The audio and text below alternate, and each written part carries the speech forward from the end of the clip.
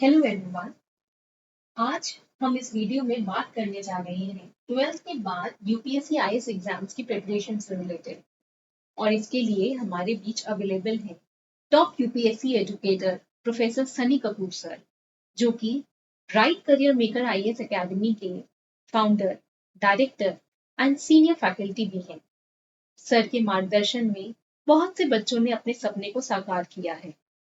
तो आज हम वेलकम करते हैं प्रोफेसर सनी कपूर सर का। Sir, thank you so much for giving us your valuable time. So much.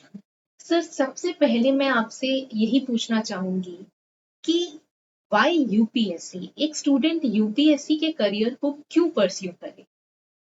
बहुत अच्छा क्वेश्चन मैम आपने पूछा। आखिरकार बच्चे यूपीएससी को अपना ड्रीम करियर क्यों बनाएं? ये सब जानते हैं कि यूपीएससी एक बहुत ही प्रेस्टिजियस जॉब है और इसमें इमेंस रिस्पेक्ट है। लेकिन बच्चे जब यूपीएससी की तैयारी करने लगते हैं तो उन्हें पता होना चाहिए यूपीएससी का रोल आखिरकार है क्या, वो उनको भविष्य में क्या रोल प्ले करना है। जैसे शेर्पा होते हैं, शेर्पा क्या करते हैं, जो माउंट एवरेस्ट क्लाइंब करना चाहते हैं उनको माउंट एवरेस्ट क्लाइंब करने में उनकी मदद करते हैं। जी सर। इसी तरीके से यूपीएससी करने के बाद जब बच्चा ब्यूरोक्रेट बनता है तो वो देश को भी ग्रोथ और डेवलपमेंट पे ले जाने में मदद करता है। तो इनका काम क्या है भविष्य में? देश की ग्रोथ करना और जो है नेशन की डेवलपमेंट में अपना डायरेक्ट कंट्रीब्यूशन देना। तो ये काम कोई और करियर में जाकर के इतना डायरेक्टली नहीं किया जा सकता जितना जो है यूपीएससी में किया जाता है। इसीलिए इस करियर की एक अपनी ही रिस्पेक्ट है। और इसी बात को हम ऐसे भी समझ सकते हैं, जैसे आर्किटेक्ट होता है, आर्किटेक्ट एक बिल्डिंग बनाता है, इसी तरीके से यूपीएससी क्वालिफाई करने के बाद ब्यूरोक्रेट पॉलिसीज बनाते हैं। जैसे एक अच्छी बिल्डिंग बनाने के लिए एक अच्छा प्लान बनाना जरूरी है, इसी तरीके से एक अच्छे भविष्य को बनाने के लिए अच्छी पॉलिसीज और उनका फ्रेमवर्क बनाना जरूरी है। तो कहीं ना कहीं policy formulation and policy implementation, इनमें इनका इमेंस रोल रहता है, जिसकी वजह से इनकी जो है सोसाइटी के अंदर इम्पोर्टेंस बहुत ज्यादा होती है। इसलिए ये करियर बहुत ज्यादा रिस्पेक्टफुल है। इसके अंदर इमेंस अथॉरिटी दी जाती है, साथ साथ रिस्पॉन्सिबिलिटी भी दी जाती है। इसीलिए इसकी तरफ जो है बच्चों का एक अलग ही रुझान रहता है। इसीलिए बच्चों का जो है ये एक ड्रीम करियर रहता है। जी सर। तो सर, यूपीएससी की तैयारी स्टूडेंट को कब से स्टार्ट कर देनी चाहिए? यूपीएससी की तैयारी मैम बिल्कुल ऐसा है जैसे बीज को पेड़ बनना है। हम्म। तो बीज कब लगाना चाहिए? एज सून एज पॉसिबल, जल्द से जल्द। जल्द से जल्द। बिकॉज जितनी जल्दी वो बीज डलेगा उतनी जल्दी ही वो ग्रो करेगा, फिर उसकी जड़ों को भी मजबूत होना होगा। इसीलिए इसमें लेट नहीं करना चाहिए। जी सर, जैसे आपने बताया कि as early as possible student को अपनी तैयारी शुरू कर देनी चाहिए। तो क्या इसका ये मतलब हुआ कि 12th के बाद ही स्टार्ट कर देनी चाहिए? बिल्कुल मैम, बच्चे को 12th के बाद ही ग्रेजुएशन के साथ साथ अपनी यूपीएससी की तैयारी को शुरू कर देना चाहिए। अच्छा, तो फिर वो ग्रेजुएशन का डिसीजन कैसे ले? बहुत अच्छा क्वेश्चन मैम आपने पूछा। बहुत बच्चे इस बात को लेकर के काफी कंसर्न रहते हैं जी कि सर। हम ग्रेजुएशन का डिसीजन कैसे लें। देखो, हमें एक बात को समझना होगा कि अगर हम यूपीएससी को अपना करियर बना रहे हैं, यानी कि यूपीएससी क्वालिफाई करना अगर हमारी मंजिल है, तो उस मंजिल तक पहुंचने के लिए ग्रेजुएशन सिर्फ एक वाहन का काम कर रहा है बस। It is just a vehicle, जिस व्हीकल के जरिए आप वहां तक पहुंचेंगे। तो आप जब किसी मंजिल पर पहुंचते हैं तो वाहन का काम सिर्फ इतना है कि वाहन कंफर्टेबल होना चाहिए, वाहन रिलायबल होना चाहिए, वो वाहन आपको उस मंजिल तक पहुंचा दे, जर्नी को स्मूथ कर दे। इसी तरीके से अगर कोई बच्चा ग्रेजुएशन का डिसीजन ले रहा है तो उसको ये ध्यान में रखना चाहिए, क्योंकि उसका अल्टीमेट एम गवर्नमेंट सेक्टर में यूपीएससी में जाना है। तो जो सिलेबस है ग्रेजुएशन का वो वाला हो जो कि उसकी यूपीएससी में भी मदद करेगा।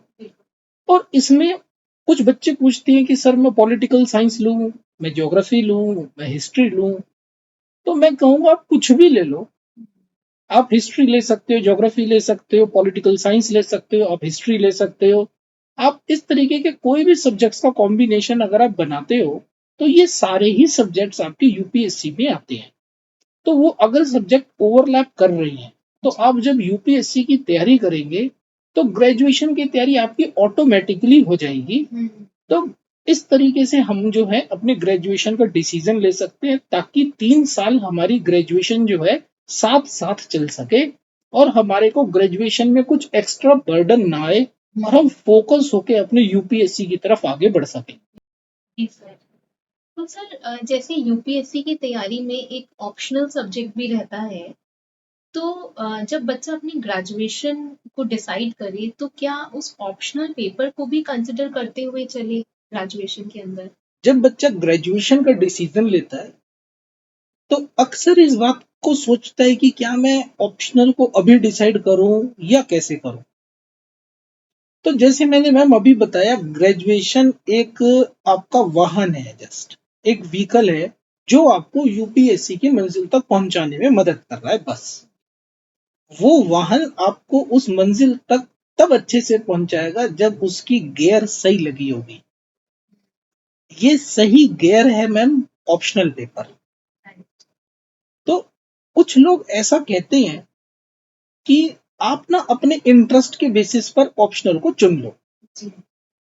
तो मुझे ऐसा लगता है कि आज जब बच्चा क्लास 12th के बाद जिसने बहुत सारे सब्जेक्ट्स पढ़े भी नहीं है तो वो अपना ऑप्शनल जान नहीं सकता, वो अपना इंटरेस्ट जान नहीं सकता कि आज उसको क्या इंटरेस्ट, किस सब्जेक्ट में इंटरेस्ट आ रहा है। Absolutely.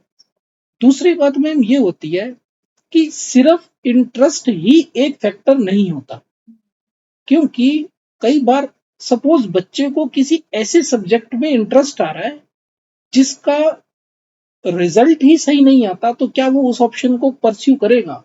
बिल्कुल भी सिर्फ इंटरेस्ट इंपॉर्टेंट नहीं होता, नहीं। साथ साथ इंटरेस्ट की आपकी जरूरी होती है। आपके अंदर आप उस सब्जेक्ट को पढ़ने की स्ट्रेंथ है क्या आपके पास? तीसरी चीज होती है मैम, आप अगर उस सब्जेक्ट को पढ़ रहे हो तो कितना स्कोरिंग है वो। कहीं ऐसा तो नहीं है आपका जिस सब्जेक्ट में इंटरेस्ट आ रहा है वो सब्जेक्ट स्कोरिंग ही नहीं है। ऐसा भी होगा मैम कि आप जब इसको डिसाइड करेंगे तो आपको ये पता होना चाहिए कि इसके रिसोर्सेस कितने अवेलेबल है मार्केट में, क्योंकि आपने एक ऐसा सब्जेक्ट ले लिया आउट ऑफ योर इंटरेस्ट जिसके रिसोर्सेज ही अवेलेबल नहीं है, तो अल्टीमेटली ग्रेजुएशन हो या फिर आपकी यूपीएससी हो, दोनों में आपको प्रॉब्लम आएगी। प्लस एक चीज बड़ी इंपॉर्टेंट होती है, ट्रेंड। कई बार होता है कुछ सब्जेक्ट ट्रेंड में रहते हैं और कुछ सब्जेक्ट ट्रेंड में नहीं रहते हैं। तो आपने अगर आज 12th के बाद ये डिसीजन ले लिया कि मैं एक पर्टिकुलर सब्जेक्ट को जो है ऑप्ट करूंगा, लेकिन जब तक आप गए सपोज वो ट्रेंड में ही नहीं है सब्जेक्ट, तो हो सकता है आपको अपना डिसीजन चेंज करना पड़ जाए। तो ग्रेजुएशन की जहां तक बात आती है, तो ग्रेजुएशन के टाइम इतना की डिसीजन लेना कि मैं एक अपना ऑप्शनल पर्टिकुलर ये रखूंगा और उसी के पीछे आगे बढ़ता चलूंगा, तो मुझे ऐसा लगता है वो कहीं ना कहीं रॉन्ग डिसीजन होगा। बच्चे ग्रेजुएशन को सिर्फ ग्रेजुएशन की तरह ले, ग्रेजुएशन सिर्फ ये हो कि उसकी यूपीएससी की तैयारी में उसको कोई हर्डल ना आए, यूपीएससी की तैयारी करने की वजह से उसकी ग्रेजुएशन में भी मदद मिल जाए। लेकिन अगर बच्चा इन सब फैक्टर्स को नजरअंदाज करके एक पर्टिकुलर सब्जेक्ट की तरफ आगे बढ़ता है, तो उसको ये बात ध्यान रखनी चाहिए कि यूपीएससी के साथ साथ फिर उसको शायद ग्रेजुएशन परस्यू करने में भी प्रॉब्लम आएगी। तो इन फैक्टर्स को बच्चे को ध्यान में रखना चाहिए। तो मैं कभी भी किसी भी स्टूडेंट को ये एडवाइस नहीं करता कि 12th के बाद एक पर्टिकुलर ऑप्शनल आप ऑप्ट कर लो। मैंने ऐसे बहुत सारे बच्चे देखे हैं मैम, पॉलिटिकल साइंस ऑप्ट कर लेंगे, बाद में उन्हें कॉन्स्टिट्यूशन पढ़ने में अच्छा लगता है, एडमिनिस्ट्रेशन पढ़ने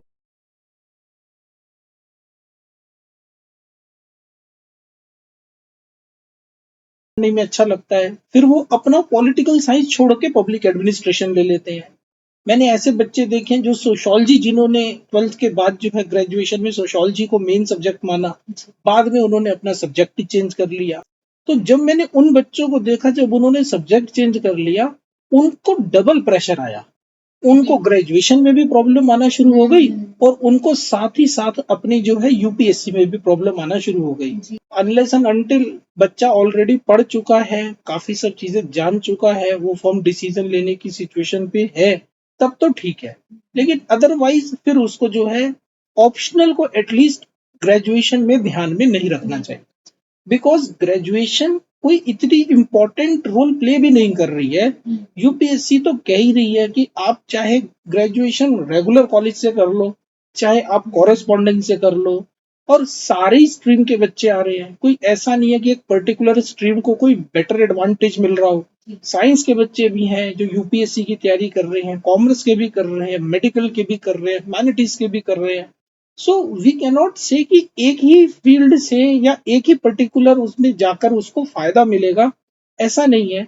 अगर अल्टीमेट एम आपका यूपीएससी क्वालिफाई करना है तो ग्रेजुएशन को सिर्फ एक व्हीकल मानो और ऐसा लेकर चलो डिसीजन कि वो कंफर्टेबली हो जाए, वो हर्डल आपको ना दे। और एक चीज और सत्य को पहचानने की यहाँ पे जरूरत है कि ग्रेजुएशन या तो आप top of the top college में कर रहे हो, प्रेस्टिजियस इंस्टीट्यूशंस के अंदर आप कर रहे हो, तब तो वो मैटर करेगी। लेकिन अगर आप कोई प्रेस्टिजियस कॉलेज में आपका एडमिशन अगर नहीं हुआ है, then you have to accept the reality first. So one should not manipulate with the facts. आपको ये कोई कह दे कि आप ये स्ट्रीम कर लो तो आपका करियर अच्छा होगा, वो स्ट्रीम कर लो तो करियर अच्छा होगा, तो एक पर्टिकुलर स्ट्रीम में ही लाखों करोड़ों बच्चे हैं। तो आपको समझना होगा कि उस ग्रेजुएशन से कुछ भी नहीं होता। एक ग्रेजुएशन सिर्फ डिसाइडिंग फैक्टर नहीं है। तो ग्रेजुएशन तो आपको एक सिर्फ इसलिए चाहिए because it is eligibility criteria. तो एलिजिबिलिटी क्राइटेरिया के हिसाब से इसको चूज करना चाहिए ताकि यूपीएससी की प्रिपरेशन बहुत आसानी से हो जाए। यस, इस तरीके से बच्चे को अपनी ग्रेजुएशन का डिसीजन लेना चाहिए। इन केस बच्चे को लगता है कि मैं फिर भी कहीं प्रॉब्लम फेस कर रहा हूँ, तो बच्चा हमारे से कांटेक्ट कर सकता है, इंस्टीट्यूट में विजिट कर सकता है, यहाँ पर एक्सपर्ट काउंसलिंग ले सकता है, अपने डिसीजन को फाइनलाइज ऐसे करे ताकि जो है उसको करियर में किसी तरीके की प्रॉब्लम ना आए। जी सर। तो सर जब बच्चा यूपीएससी की तैयारी भी कर रहा है और ग्रेजुएशन भी साथ साथ कर रहा है, तो साथ साथ करने में उसको प्रेशर तो होगा दोनों चीजों को हैंडल करने का, तो उस प्रेशर और सबकी एक्सपेक्टेशंस को वो कैसे हैंडल करे? बच्चों के मन में ये अक्सर सवाल आता है कि प्रेशर होगा तो हम कैसे करें। तो प्रेशर को अगर कम करना है तो सबसे पहले तो डिसीजन ही 12th में ग्रेजुएशन का ऐसे लो कि आपके ऊपर प्रेशर आई ना। यही बात मैं अभी समझाने की आपको कोशिश कर रहा था कि प्रेशर आई ना। और दूसरी बात मैम, कुछ भी जीवन में अच्छा हासिल करना होता है तो मेहनत तो उसके पीछे करनी ही होती है। बिल्कुल सर। तो ग्रेजुएशन के साथ साथ अगर बच्चा यूपीएससी की तैयारी कर रहा है और उसको प्रेशर आ रहा है, तो यही तो एक मकसद है पूरे इस यूपीएससी की पढ़ाई के दौरान, ये बच्चे को प्रेशर हैंडलिंग सिखाना। जी। आगे जाकर जब बच्चा आईएएस बनेगा तो उसको क्या करना है, उसके ऊपर काम का इतना प्रेशर होगा तो उसके अंदर प्रेशर हैंडलिंग वाली क्वालिटीज तो आ ही नहीं पाएंगी। तो बच्चे को प्रेशर हैंडलिंग कहाँ से सिखाओगे आप? तो एजुकेशन का मकसद है क्या? एजुकेशन का मकसद कोई सिर्फ सिलेबस पढ़ा देना नहीं है या कोई नॉलेज दे देना नहीं है। एजुकेशन का मकसद है ऐसा इंसान बनाना जो भविष्य में आने वाले चुनौतियों को सामना करने के लिए भी तैयार हो और एडवर्स से एडवर्स सिचुएशन में भी प्रेशर को झेल सके। यूपीएससी की तैयारी का यही मकसद है कि बच्चे को जो है नॉलेज भी देना और एक ऐसी पर्सनैलिटी बच्चे की डेवलप करना जो प्रेशर को भी हैंडल कर सके और उस प्रेशराइज्ड सिचुएशन में भी अपने माइंड को फोकस और काम रख सके। तो मुझे नहीं लगता कि मैम, ये तो वही बात हो गई जैसे सारे कहते हैं सूरज की तरह चमकना तो सारे चाहते हैं लेकिन जलना कोई नहीं चाहता। तो जिन जिन ने मेहनत करी है मैम, जिन बच्चों ने मेहनत करी है वो टॉप जो है इंस्टीट्यूशंस में उनका सिलेक्शन हुआ है। जिन्होंने भी कुछ जीवन में कुछ बड़ा हासिल किया है, अच्छा हासिल करा है, तो उसके पीछे मेहनत होती है। लेकिन मेहनत को करने के लिए एक आपको टाइम टेबल बनाना पड़ता है। आपको जो है एक प्लान बनाना पड़ता है, आपको एक स्ट्रेटेजी बनानी पड़ती है कि स्टेप बाय स्टेप आप चीजों को कैसे आगे लेकर के चलेंगे। तो मुझे नहीं लगता मैम कि ये जो है बच्चे इससे प्रेशर के अंडर आ जाएंगे, बल्कि इससे बच्चे जो है और ज्यादा अपनी पर्सनैलिटी को ग्रूम कर पाएंगे। क्योंकि जीवन में ये जो चुनौतियां होती हैं, ये या फिर जीवन में इस तरीके से जब प्रेशर आता है, तो प्रेशर में इंसान की पर्सनैलिटी ग्रूम करती है। तो प्रेशर हैंडलिंग सीख पाएगा बच्चा, तो कहीं ना कहीं जो है इससे मुझे नहीं लगता कि मैम इससे जो है घबराने की बिल्कुल भी जरूरत है। जी सर। तो सर फिर क्या यूपीएससी की तैयारी के लिए कोचिंग लेना जरूरी होगा?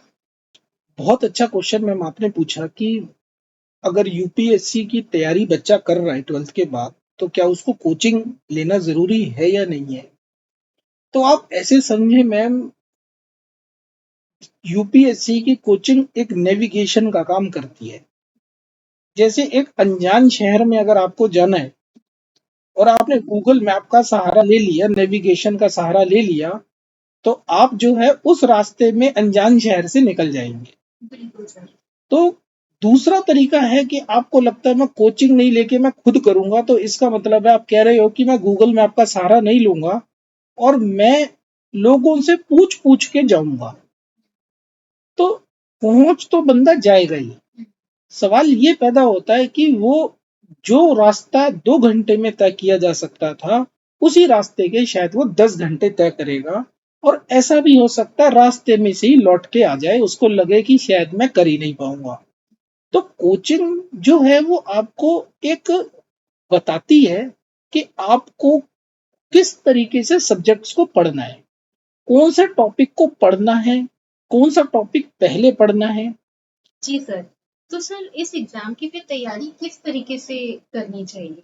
इस एग्जाम की तैयारी करने के लिए बच्चे को सबसे पहले तो सिलेबस को समझना चाहिए कि आखिरकार यूपीएससी आपसे क्या एक्सपेक्ट करता है, किस तरीके का पर्सन यूपीएससी को चाहिए। फिर बच्चे को सब्जेक्ट्स देखने चाहिए, कौन से सब्जेक्ट्स हैं और आखिरकार कौन से सब्जेक्ट का लिंक किस सब्जेक्ट के साथ है, इस बात को समझना चाहिए। तीसरी इंपॉर्टेंट चीज है, बच्चे को एक स्ट्रेटेजी बनानी चाहिए कि मैं इस यूपीएससी की तैयारी, जो ये मेरा सिलेबस है, जो ये मेरे सब्जेक्ट है, इसको मैं किस तरीके से अगले 3 साल में या अगले 4 साल में कर पाऊंगा।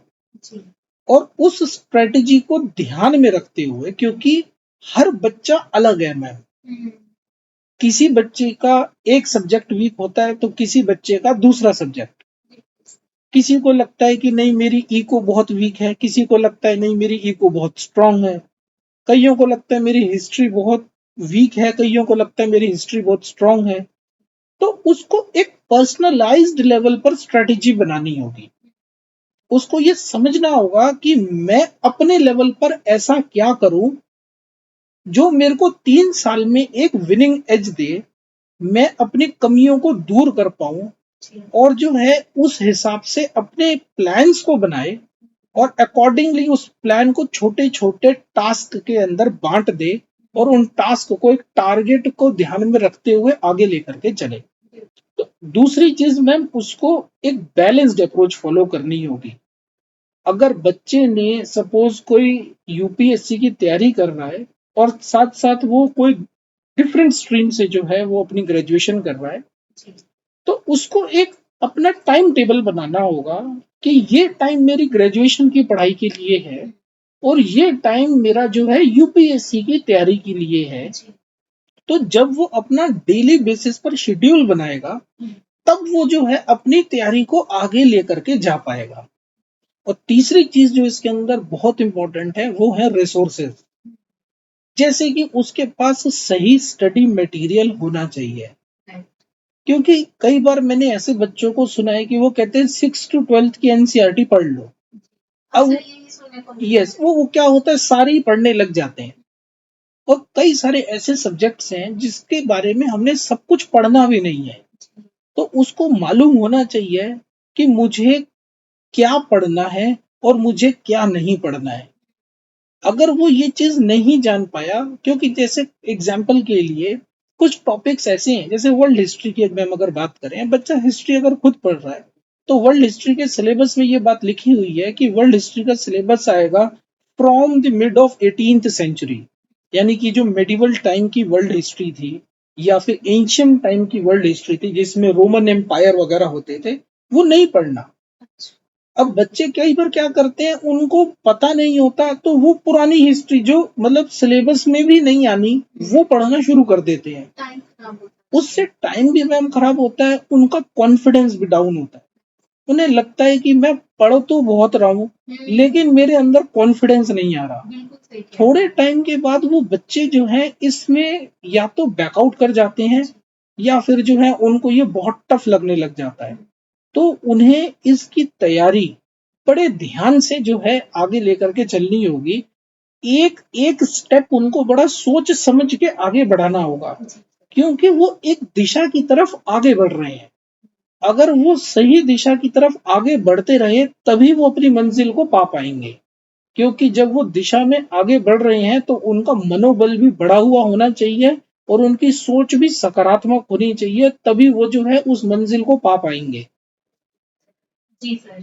तो सर जैसे आपने बताया कि बच्चे धीरे-धीरे आगे बढ़े, तो इस तैयारी में कुछ ऐसे चेक पॉइंट्स भी होते हैं क्या सर, जिससे हमें ये पता चले कि हाँ, हमारी तैयारी जो है वो सही दिशा में आगे जा रही है या नहीं?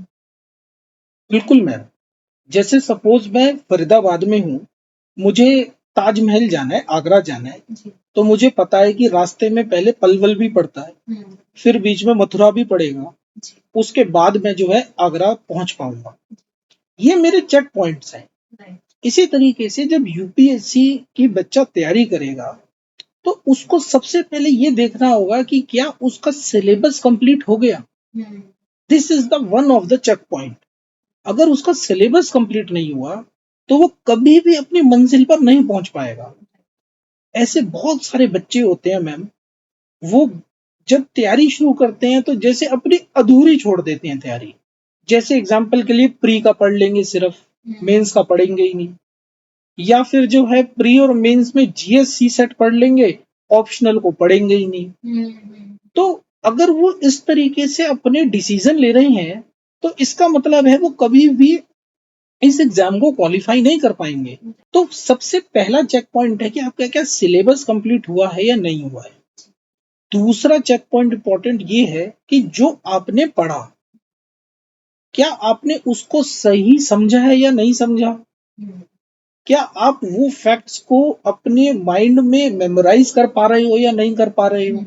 क्या आप उन चीजों को ठीक से अप्लाई कर पा रहे हो या नहीं कर पा रहे हो। तो इसके लिए सेकंड पॉइंट है मॉक टेस्ट, जिसको हम टेस्ट सीरीज भी कहते हैं। क्या आपने टेस्ट दिए हैं या नहीं दिए हैं, ये आपकी दूसरी चीज है। तो अगर आपने सिलेबस भी पढ़ लिया और अगर आपने टेस्ट भी दे दिए तो डेफिनेटली बात है, तीसरी चीज है आपका यूपीएससी का एग्जाम। तो आपको पता लग जाएगा कि हाँ मैं धीरे धीरे मैं आगे बढ़ रहा हूँ। तो ये है मैम हमारे इम्पोर्टेंट चेक पॉइंट्स जो बच्चे को ध्यान में रखने चाहिए। अक्सर देखा जाता है या तो बच्चे अपना सिलेबस पूरा पढ़ के नहीं जाते या फिर उन्होंने ठीक से रिवाइज नहीं कर रखा होता, जिसकी वजह से वो टेस्ट नहीं देते हैं। अल्टीमेटली क्या होता है, फिर पेपर के आने से पहले ही उनके मन में एक ऐसा डर लगता है, वो कहते हैं इस बार हम पेपर नहीं देंगे। तो आप अगर 3 साल तैयारी कर रहे हो उसके बावजूद आपके ये मन में डर आ रहा है कि हम जो है पेपर नहीं देंगे, इसका मतलब है आपने प्लानिंग शुरू से ठीक नहीं की थी। जैसे मैं अभी आपको बता रहा था, एक स्ट्रेटेजी बनाने की जरूरत है, प्लान्स बनाने की जरूरत है। इसका मतलब है आपने स्ट्रेटेजी भी नहीं बनाई, आपने प्लान भी नहीं बनाया। सबसे बड़ी प्रॉब्लम मैम ये होती है कि बच्चे के ऊपर कोई पर्सनल अटेंशन नहीं दे पाता। एक चीज इसमें मैं और मेंशन करना चाहूंगा मैम, कि जब हम बोलते हैं कि स्टेप 1 जो है वो है हमारा कि उसने सिलेबस पूरा पढ़ लिया है या नहीं पढ़ लिया, तो सिर्फ उसको सिलेबस पढ़ना नहीं है, उसको सिलेबस कंप्लीट नहीं करना है कि वो सोचे कि मेरा सिलेबस कंप्लीट हो गया तो बस मैंने स्टेप 1 को अचीव कर लिया। गीता पढ़नी जरूरी नहीं है, गीता समझनी जरूरी है मैम। बिल्कुल सही कहा सर। इसी तरीके से सिलेबस पढ़ना नहीं है, सिलेबस को समझना है। और जो वो बच्चे ने पढ़ाई करी है, उस पढ़ाई को क्या वो अपने करंट अफेयर्स पढ़ते टाइम अपनी नॉलेज को अप्लाई कर पा रहा है? क्या जो भी वो सीख रहा है, क्या वो उस चीज कॉन्सेप्ट को अप्लाई भी कर पाएगा? तो क्या उसके अंदर वो सब चीजें आई हैं या नहीं आई, ये भी बहुत इंपॉर्टेंट चीज है। तो सिर्फ और सिर्फ सिलेबस कंप्लीट नहीं कराना।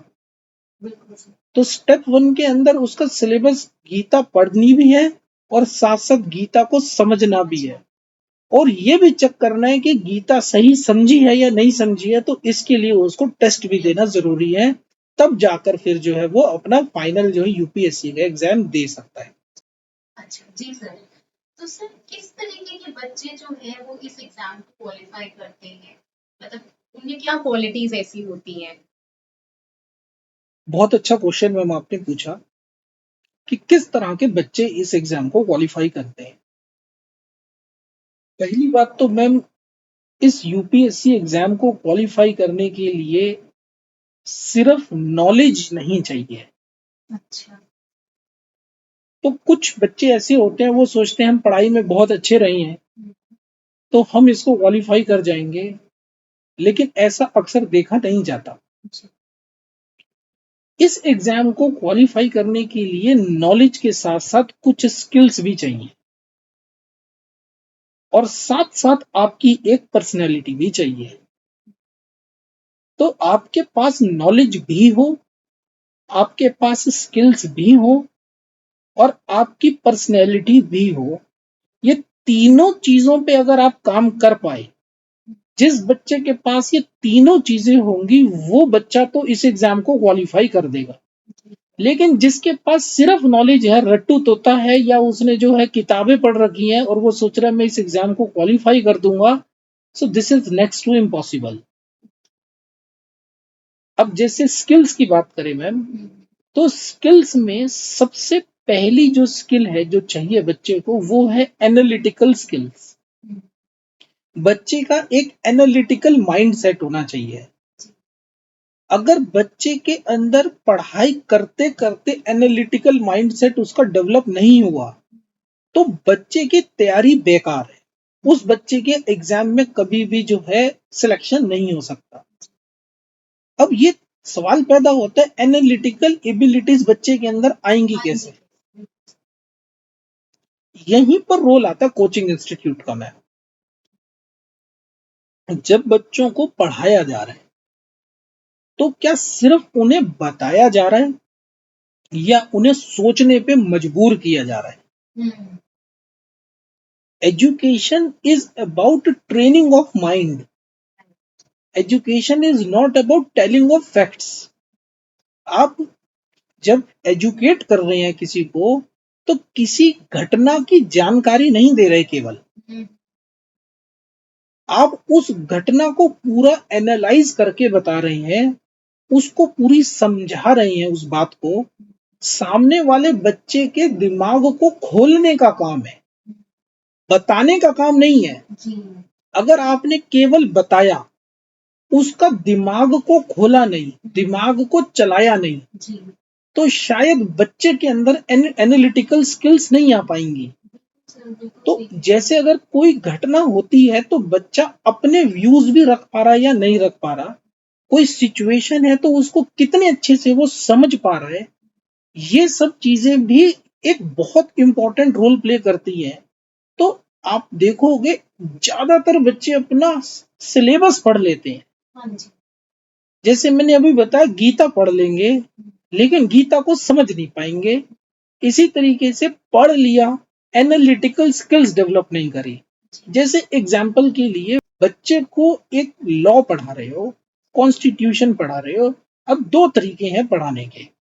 पहला तरीका है, आपने ये बता दिया कि देखो हमारे लॉ में ये बात लिखी हुई है, दूसरा तरीका ये है कि आप बता रहे हो ये लॉ में आखिरकार क्या जरूरत पड़ी जो हमने इस बात को लिखा, समाज में क्या समस्या आ रही थी ऐसे जिसकी वजह से हमारे को कानून बनाना पड़ गया, और क्या वाकई में कानून बनाने से क्या समस्या दूर हो गई, और जो समस्या दूर नहीं हो पाई है उसके पीछे क्या इम्पोर्टेंट कारण है और उनको भविष्य में हम कैसे दूर कर सकते हैं। तो अगर आप उसको एनालिटिकल तरीके से बता रहे हो और साथ साथ बच्चे को इतना आप मोटिवेट करते हो क्लास के अंदर कि वो भी अपने मन के सवालों को आपसे पूछे, और अगर वो नहीं भी पूछ रहा तो क्या टीचर उसका पर्सनली नाम लेकर उससे पूछे कि बताओ आपका इसमें क्या कहना है।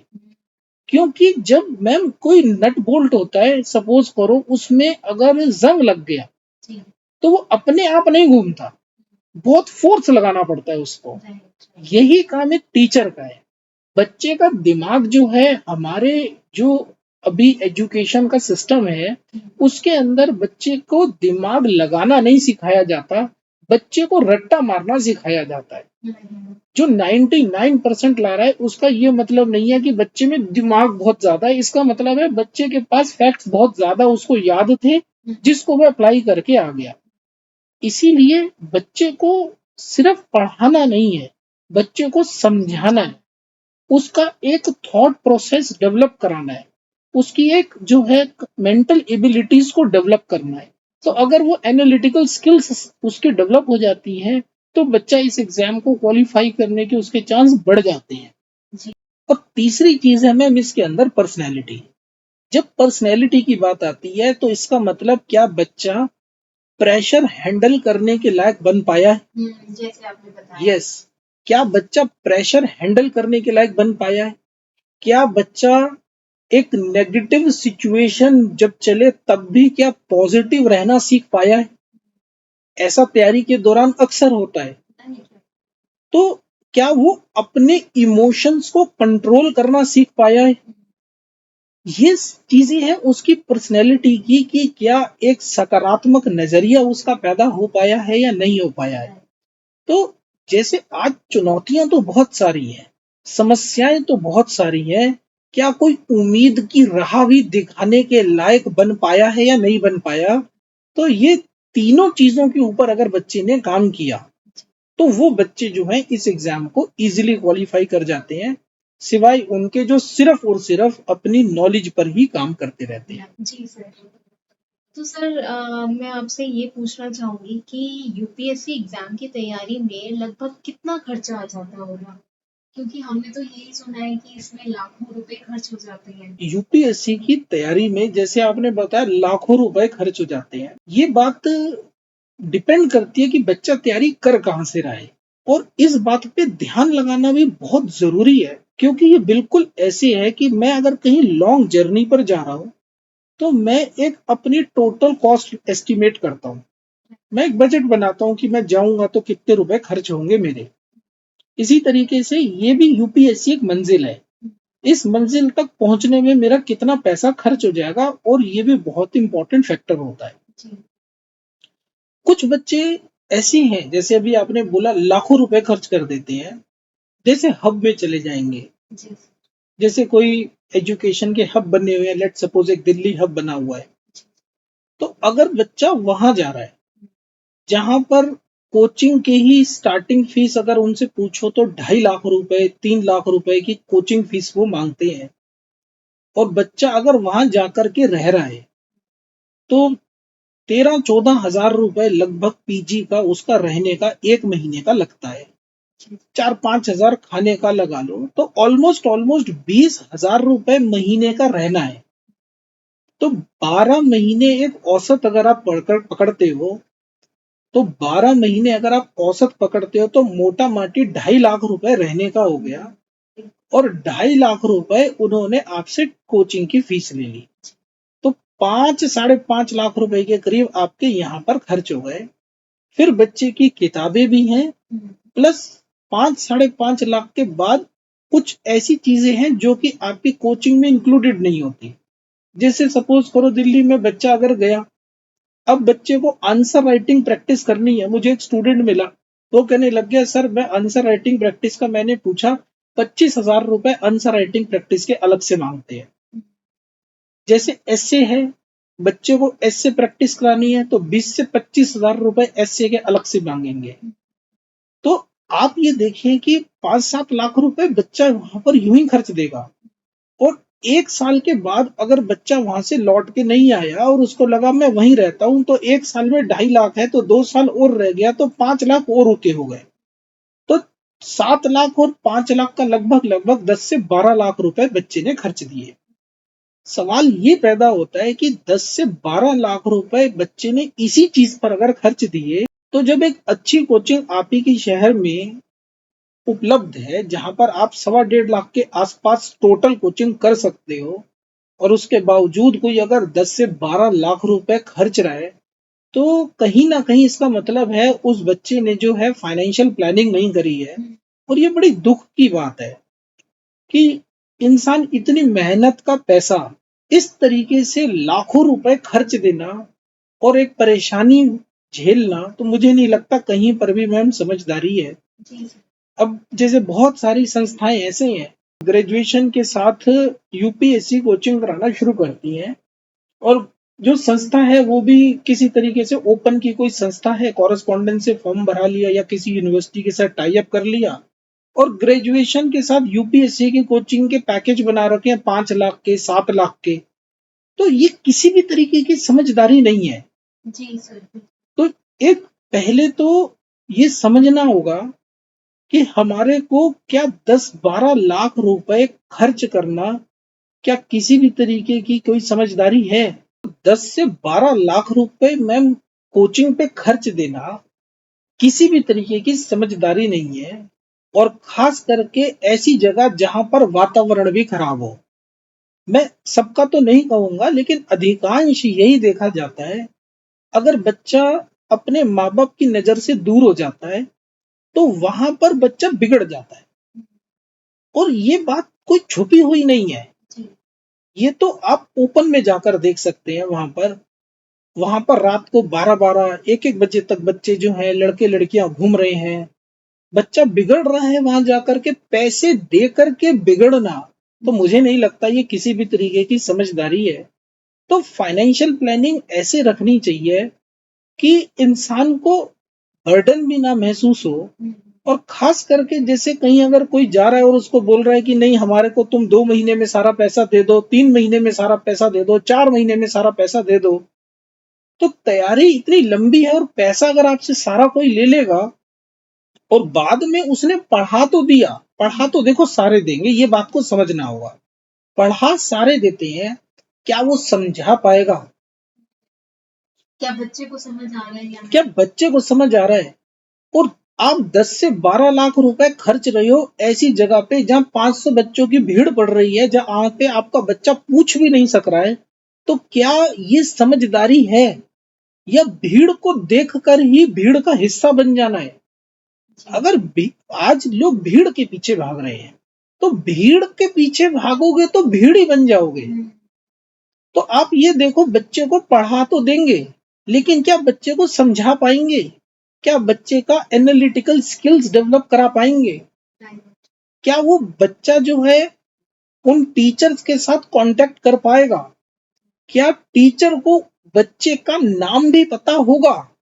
तो जहां पर टीचर को बच्चे का नाम नहीं पता, जहां पर पढ़ाने वाला कोई और है और उसका अगर कोई डाउट है तो वो सॉल्व करने वाला कोई और है, पढ़ाने वाला टीचर है और अगर बच्चे ने क्वेश्चन का आंसर लिखा है तो चेक करने वाला कोई और है, यानी कि जो पढ़ा रहा है वो बच्चे का आंसर तक चेक नहीं कर रहा है। ऐसी जगह पे एडमिशन करा के 10-12 लाख रुपए खर्च देना या 4-5 लाख रुपए खर्चना मुझे किसी भी तरीके की समझदारी नहीं लगती है। देखो मैडम, जो पढ़ाता है वो बच्चे की कॉपी भी चेक करता है। जो टीचर पढ़ा रहा है, सपोज उसने कुछ क्वेश्चन दिया तो बच्चे ने जो आंसर लिखा, तो जिसने पढ़ाया है उसी को चेक करना चाहिए, क्योंकि पढ़ाने वाले ने अपनी एक समझ से उसको कुछ समझाया है। जी। तो क्या बच्चा वैसे ही समझ पाया या नहीं समझ पाया, तो उसकी कॉपी को किसको चेक करना चाहिए? टीचर को चेक करना चाहिए। लेकिन आज हम देख रहे हैं ये एजुकेशन जो है कहीं ना कहीं पूरा बिजनेस बन चुकी है। अब टीचर पढ़ाने वाले कोई और हैं, वो होमवर्क दे रहे हैं, चेक करने वाला कोई और है, उसकी डाउट सॉल्व करने वाला कोई और है। तो अगर इस तरीके से अगर बच्चा पढ़ेगा तो कॉमन सेंस की बात है, बच्चे की पास होने की संभावना काफी कम है। ये बात बच्चा समझ भी नहीं पाएगा कि उसके साथ कुछ गलत हो गया। बिल्कुल। ना वो ये सोचेगा कि ठीक है, किसी ने मुझे पढ़ा दिया, किसी ने मेरा आंसर चेक कर लिया, किसी ने मेरी डाउट सॉल्व कर ली, बस यही तो होता है। लेकिन वो ये नहीं समझ पा रहा जिसने पढ़ाया है उसने उसकी कॉपी चेक नहीं करी है। क्या वो अपने टीचर से जाकर ये पूछ सकता है कि सर प्लीज आप मेरी एक प्लान बना दो, मेरी एक स्ट्रेटेजी बना दो? क्या टीचर के साथ बैठकर वो ये डिस्कस भी कर पाएगा? वहां पर टीचर कोई और है, उसका प्लान बनाएगा या नहीं बनाएगा, पूछने वाला कोई और है, आंसर चेक करने वाला कोई और है। 500 की भीड़ में टीचर को बच्चे का नाम भी नहीं पता है। तो मैम मुझे नहीं लगता किसी भी तरीके से कि ये समझदारी है कि इतना लाखों रुपए कोचिंग पे खर्च देना।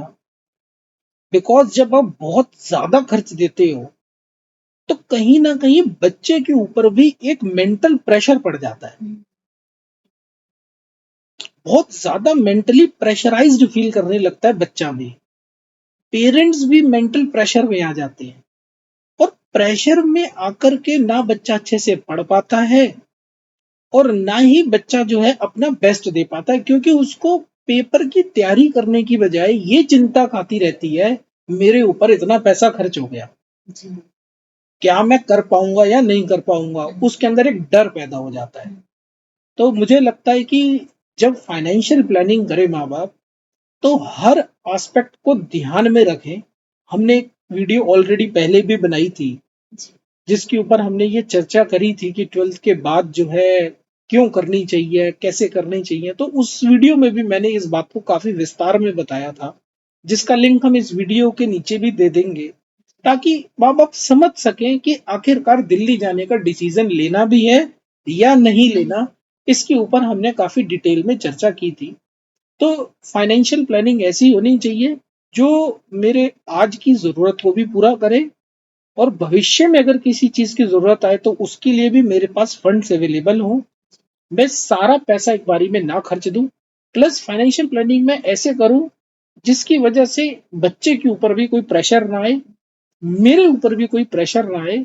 अगर इन केस फ्यूचर में कोई जरूरत महसूस हुई तो क्या उसके लिए भी आपके पास वो एक्स्ट्रा फ्यूल पड़ा है, क्या वो एक्स्ट्रा सेविंग पड़ी है? बिकॉज आपको हर एक चीज को प्लान करते हुए चलना पड़ेगा। अगर अगर आप प्लान नहीं कर रहे तो ultimately you will have to bear the consequences. तो मुझे लगता है कि आपको जो है डिसीजन अपनी करंट नीड को भी ध्यान में रखना चाहिए और आपको फ्यूचर को भी ध्यान में रखते हुए जो है चीजों को आगे बढ़ाना चाहिए। जी सर, सही कहा आपने कि पूरी प्लानिंग के साथ ही स्टूडेंट को आगे बढ़ना चाहिए। तो सर मैं आपसे ये भी पूछना चाहूंगी कि अगर स्टूडेंट यूपीएससी नहीं क्वालिफाई कर पाते तो उनके पास और क्या-क्या ऑप्शंस अवेलेबल रहते हैं? बहुत ही वैलिड क्वेश्चन आपने पूछा मैम। ये बहुत सारे बच्चों का और खास करके पेरेंट्स का भी कंसर्न रहता है कि अगर यूपीएससी क्वालिफाई ना हो पाया तो फिर क्या करेंगे हम। पहली बात तो देखो, अगर यूपीएससी की तरफ बच्चा आगे बढ़ रहा था तो इसका मतलब है उसका एक ड्रीम था कि वो एक ऑफिसर बनना चाहता था। तो ऑफिसर सेंट्रल गवर्नमेंट के जो होते हैं वो यूपीएससी का एग्जाम देते हैं, ऑफिसर स्टेट के भी होते हैं। तो अगर उस बच्चे का यूपीएससी नहीं क्वालिफाई हो पाया तो वो अपने नेबरिंग 2-3 स्टेट्स को टारगेट कर सकता है। वो अपनी स्टेट के अंदर भी एग्जाम दे सकता है, जिसकी वजह से क्या होता है उसको पास स्कोप बढ़ जाता है। जी। तो यानी कि वो स्टेट पीसीएस को भी टारगेट कर सकता है। साथ साथ यही एक रोल कोचिंग इंस्टीट्यूट का आ जाता है। टाइम टू टाइम हम बच्चों को यही गाइड करते हैं। इवन हमारे इंस्टीट्यूट में अभी जैसे हमारे इंस्टीट्यूट में यूपीएससी के एक्स चेयरमैन आए थे, और चेयरमैन सर ने भी बच्चों को यही समझाया, हम भी बच्चों को यही समझाते हैं कि आपका मकसद ऑफिसर बनना है। सो आप अपने यूपीएससी के साथ साथ स्टेट पीसीएस की भी तैयारी करें, जिसमें एसडीएम जैसी पोस्ट आपको मिल सकती है। तो एक ऑप्शन तो है आपके पास यूपीएससी, इन केस अगर यूपीएससी नहीं होता तो दूसरा ऑप्शन है आपके पास स्टेट पीसीएस का। 2-3 स्टेट्स के आप जो है एग्जाम दे सकते हैं।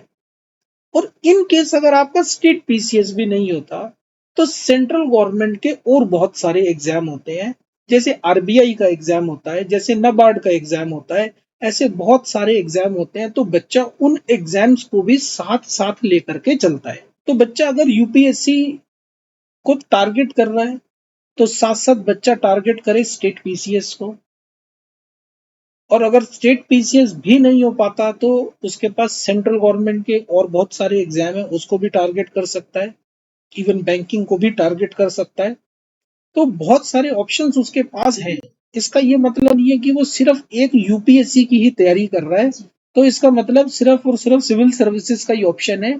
सिविल सर्विसेज की तैयारी के दौरान लगभग लगभग सारे एग्जाम की तैयारी उसकी हो जाती है। तो बच्चे को एक अपना एग्जाम कैलेंडर बनाना पड़ेगा। यहीं पर एक इंस्टीट्यूट का इम्पोर्टेंट रोल आता है, जहां उसको वो गाइड करता है, जहां उसको समझाता है कि तुम इसको भी इस एग्जाम को भी साथ में लेकर के चलो। इस एग्जाम की कुछ एक्स्ट्रा तैयारी है तो उसको बताएगा कि यहाँ पर इसको भी साथ साथ करो। तो कहीं ना कहीं बच्चे के पास ये अदर ऑप्शंस भी अवेलेबल होते हैं। अगर बच्चा ये भी नहीं कर पाता तो बच्चे के पास फर्दर एजुकेशन लेने के तो चांसेस हमेशा ओपन है ही। तो बच्चा मास्टर्स कर सकता है, जैसे मास्टर्स इन इकोनॉमिक्स कर सकता है, मास्टर इन पब्लिक पॉलिसी कर सकता है। तो बच्चा अपनी फर्दर एजुकेशन को लेकर के और ज्यादा आगे इसको एक्सेल कर सकता है। और जब फर्दर एजुकेशन ले रहा होगा तो साथ साथ अपनी यूपीएससी को, अदर एग्जाम को भी साथ साथ दे रहा होगा। और तीसरी चीज, अगर वो अपनी फर्दर एजुकेशन की तरफ आगे बढ़ता है तो उसने जो यूपीएससी की कोचिंग करी, जो उसने तैयारी करी, इसके बेसिस पर उसकी इतनी एनालिटिकल स्किल्स डेवलप हो चुकी होंगी कि वो पीजी के लिए कोई भी अच्छी यूनिवर्सिटी या टॉप इंस्टीट्यूशन का एंट्रेंस को क्वालिफाई कर सकता है और फिर वहां पर जो है वो चीजों को प्रोसीड कर सकता है। तो एक करियर उसके पास वहां पर फिर खुल जाता है। तो अगर उसका 12th के बाद कोई इंडिया के प्रेस्टिजियस कॉलेजेस के अंदर या इंस्टीट्यूशन के अंदर नहीं हुआ तो वो इवन आफ्टर ग्रेजुएशन वहां पर अप्लाई कर सकता है और अपने करियर को आगे बढ़ा सकता है। प्लस इन केस अगर वहां भी नहीं हो पाता तो हमें एक बात को ये समझना होगा कि जीवन में सफल होने के लिए क्या चीज चाहिए होती है। जीवन में सफल होने के लिए कोई डिग्री नहीं चाहिए होती, जीवन में सफल होने के लिए स्किल्स चाहिए होती है। इसीलिए मैम मैं बोलता हूँ ये कोचिंग नहीं है, ये तैयारी है।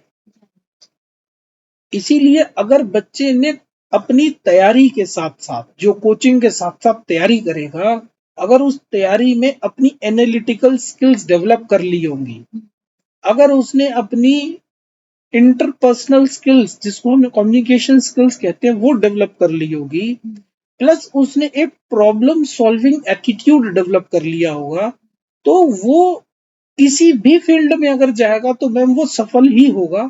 क्योंकि आप देखें जो भी लोग सफल हैं, चाहे कोई डॉक्टर है वो भी क्या कर रहा है, प्रॉब्लम ही सॉल्व कर रहा है।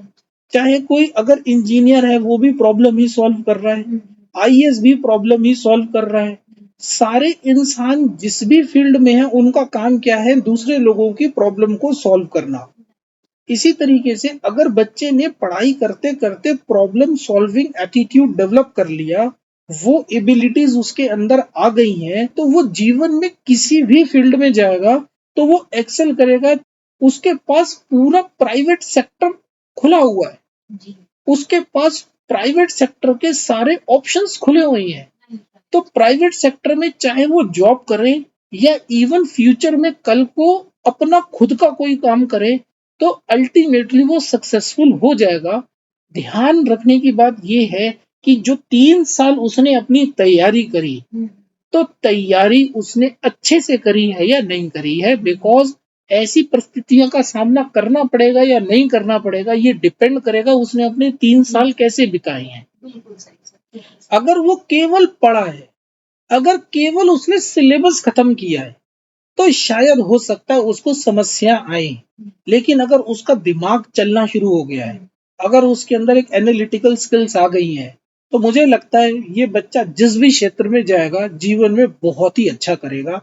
तो घबराने की इसमें कोई बात नहीं है, इसमें आत्मविश्वास रखने की बात है और सही समय पर सही निर्णय लेने की बात है। हमारे को इसके लिए बड़ा पॉजिटिव एटीट्यूड लेकर के चलना है और अपने रोज के काम को अगर हम करते रहेंगे तो भविष्य में हमारे को कोई समस्या नहीं होगी। और यहीं पर मैम जब फ्यूचर की बात आ रही है तो एक बात मैं और ऐड करना चाहूंगा, जैसे फाइनेंशियल प्लानिंग की हमारी बात हुई थी। अगर फ्यूचर में उसको लग रहा है कि मुझे फर्दर एजुकेशन हासिल करनी है जी। या मुझे किसी और काम को करने के लिए मुझे थोड़ा पैसा और चाहिए और उसने अपने ग्रेजुएशन में ही सारा खर्च दिया होगा, तो फ्यूचर की नीड को वो कहाँ से पूरी करेगा? अल्टीमेटली क्या होगा, इससे उसको नुकसान होगा। जी। इसीलिए जो भी डिसीजन लेना है वो बहुत सोच समझ के लेना है। ये सिर्फ कोचिंग का डिसीजन नहीं है, ये सिर्फ ग्रेजुएशन का डिसीजन नहीं है, ये करियर का डिसीजन है। और इस करियर के अंदर सिर्फ बच्चा इन्वॉल्व नहीं है, इसके अंदर बच्चा भी इन्वॉल्व है, इसके अंदर उसके पेरेंट्स भी इन्वॉल्व है, इसके अंदर कोचिंग भी इन्वॉल्व है, इसके अंदर सारे लोग इन्वॉल्व हैं। और अगर सारे अपनी कलेक्टिव रिस्पॉन्सिबिलिटी समझ पाए, क्योंकि माँ बाप को भी ये समझना होगा कि केवल कोचिंग कराने से बच्चा सफल नहीं होता, उसके साथ लगना पड़ता है, मेहनत करनी पड़ती है। तो माँ बाप को भी बच्चे के साथ मेहनत करनी पड़ेगी, कोचिंग इंस्टीट्यूट में लगातार आना पड़ेगा, उसके बारे में पूछते रहना होगा, तब जो है बच्चे का भविष्य जो है अच्छा बन पाएगा। तो मुझे लगता है कि ये परिस्थिति आएगी या नहीं आएगी भविष्य में, ये तय करेगा कि हमने जो है किस तरीके से अपने काम को अच्छे से किया है। बीज पेड़ बनेगा या नहीं बनेगा मैम, ये डिपेंड करेगा कि हम सब ने उसका ध्यान कितने अच्छे से रखा है। तो मुझे लगता है अगर सारे लोग बीज का ध्यान रखेंगे, वातावरण का ध्यान रखेंगे, तो वो बीज जरूर अंकुरित भी होगा, वो बढ़ेगा भी सही, वो फलेगा फूलेगा भी सही, और वो जो है कहीं ना कहीं एक बहुत अच्छा बगीचा बन पाएगा भविष्य में। तो एक सकारात्मक नजरिए के साथ हमें आगे बढ़ना चाहिए। थैंक यू सर, आपने बहुत ही अच्छे से, बहुत विस्तार से आपने सभी चीजों को, सभी पहलुओं को समझाया सर। और मुझे ऐसा लगता है कि इसके बाद कोई सवाल नहीं बचता। लेकिन स्टिल मैं मैम कहना चाहूंगा कि इनके बच्चे के मन में कोई भी क्वेश्चन है जी। तो वो हमसे आकर के संपर्क कर सकता है। इंस्टीट्यूट में आ सकते हैं बच्चे, अपने पेरेंट्स के साथ आ सकते हैं। Students are more than welcome. हमारे को खुशी होगी अगर हम किसी बच्चे की मदद कर पाए। जी। तो बच्चे आए, अपने करियर का अच्छे से डिसीजन लें और अपना बेहतर भविष्य बनाएं। हमारी विशेष हमेशा बच्चों के साथ है ma'am. Nice, thank you so much sir. अगर किसी भी स्टूडेंट को करियर से रिलेटेड गाइडेंस या एडवाइस की नीड महसूस होती है, तो वो स्क्रीन पे दिए गए नंबर पर हमें संपर्क कर सकते हैं। Thank you so much.